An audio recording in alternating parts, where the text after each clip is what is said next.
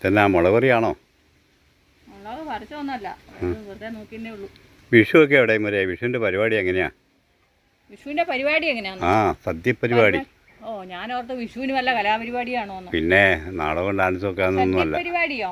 ആ, സദ്യപരിപാടി എന്ന് പറഞ്ഞാൽ പിന്നെ പുളിശ്ശേരി, മോര് കാച്ചിയത്, പച്ചമോര്, പച്ചടി, അവിയൽ, സാമ്പാർ, പരിപ്പ് കറി, കിച്ചടി, പിന്നെ കാളൻ, തോരൻ, അവിയൽ, പിന്നെ മെഴുക്ക് പുരട്ടി, അച്ചാറുകൾ, പപ്പടം, പായസം, അങ്ങനെ ഒരു 10-25 കൂട്ടം. ദൈവമേ, 4 അപ്പൊ നീ ഞാൻ ഉദ്ദേശിച്ചാണല്ലോ കേട്ടോ.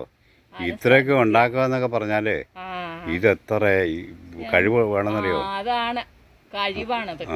ഇത്രയും കൂട്ടം നീ ഉണ്ടാക്കാനാണോ അതെയോ ഇത് ഉണ്ടാക്കുവാണോ? സ്വന്തം ഉണ്ടാക്കുവാണോന്നോ? ഉണ്ടാക്കുവാണെങ്കിൽ സമ്മതിക്കണം നിന്നെ.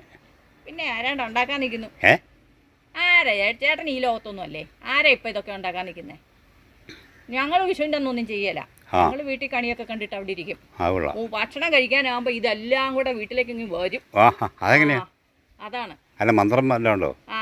മന്ത്രവും കൂപ്പിയിലെ ഭൂതം കൊണ്ടിരുന്നൊന്നുമില്ല. പിന്നെ എങ്ങനെയാ? ഞങ്ങൾ ഓൺലൈനിൽ വെത്തുകയാണ്. ഒന്നും അറിയണ്ട. ഇല വെട്ടി ഇരുന്നാ മതി. ഇല കയറിയിരിക്കരുത്.